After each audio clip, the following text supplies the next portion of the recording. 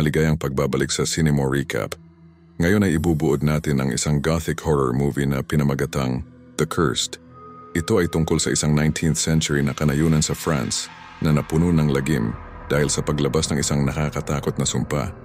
Isarado na ang inyong pinto, patayin ang ilaw at mag-ingat sa panonood. Noong panahon ng digmaan ng Somme, isang sugatang kapitan na Pranses ang dinala sa isang medical tent na may 3 tama ng bala sa kanyang tiyan. Habang siya ay inooperahan, natuklasan ng isang army surgeon ang pang-4 na bala na gawa sa pilak at inalis ito. Napansin niya na hindi ito disenyo ng mga Aleman.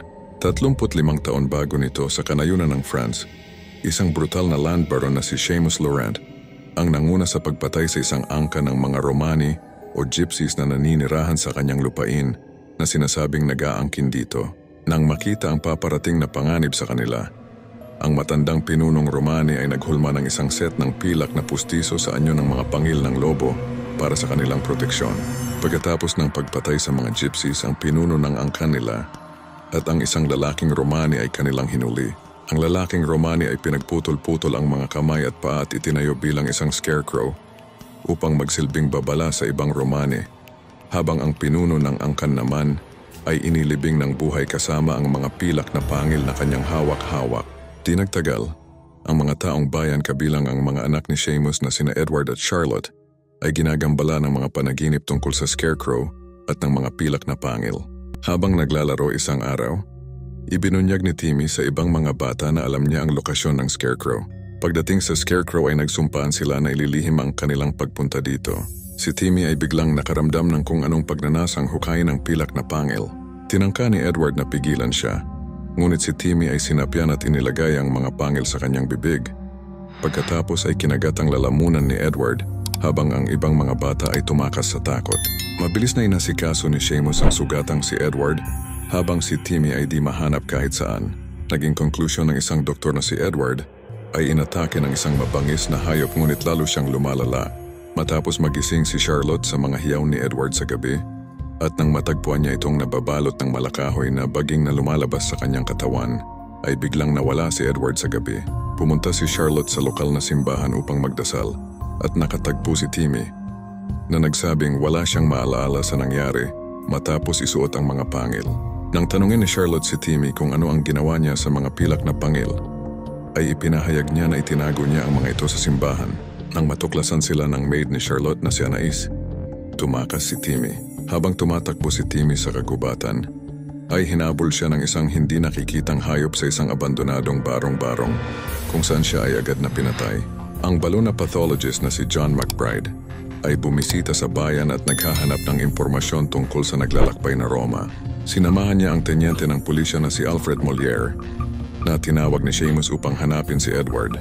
Nang makipagkita sila kay Seamus, nahanap ng dalawa ang nilapang katawan ni Timmy. Si Molière, sa paniniwalang ang pagkawala ni Edward ay nangangahulugan na malamang na napatay siya, ay umalis.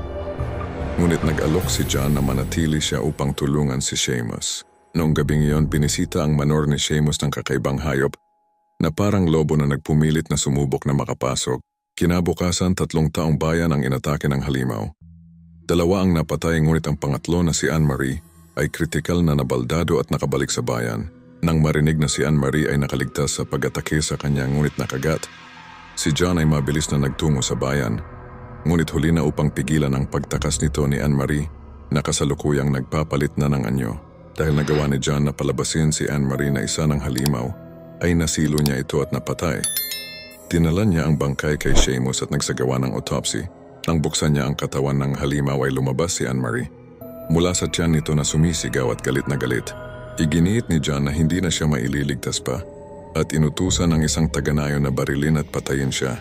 Ipinaliwanag ni John na ang impeksyon ay nagiging sanhi upang ang isang biktima ay maging isa sa mga nilalang, at napagtanto ni Seamus na si Edward ay nagdusa ng parehong paraan. Ipinahayag ni John sa asawa ni Seamus na si Isabel, ang kanyang asawa at anak na babae ay pinatay ng isang katulad na halimaw. Ipinaliwanag niya noon ay binigkas ng mga Romani na ang sumpa sa lupain ay natupad na. Inihayag din ni Isabel na si Seamus ang nagpasimuno ng pagpatay sa mga Romani at gayon din ang target ng sumpa kasama ang kanyang mga kamag-anak. Ipinaalam ni Charlotte kay John ang lokasyon ng mga pilak na pangil na tinunaw niya sa 4 na pilak na bala. Ang unang halimaw ay umatake at kumagat sa maid ni Seamus na si Anais.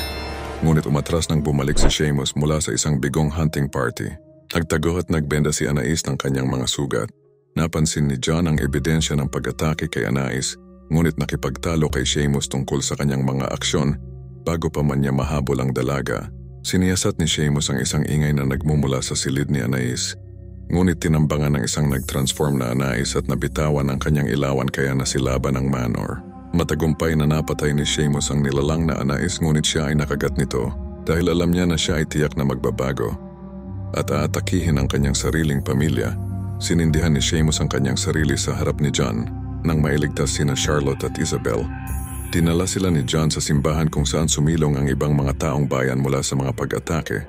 Sa gabi pagkatapos makatulog ang lahat, nagdasal si Isabel at narinig niya ang boses ni Edward na tumatawag sa kanya mula sa labas ng nakaharang na pintuan ng simbahan.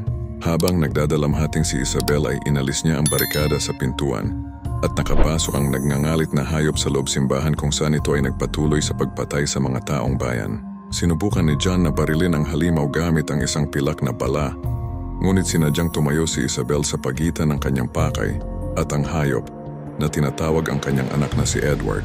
Habang hinahampas si Isabel ng galit na hayop, walang ibang pagpipilian si John, kundi ang barilin si Isabel sa likod upang matamaan ang halimaw.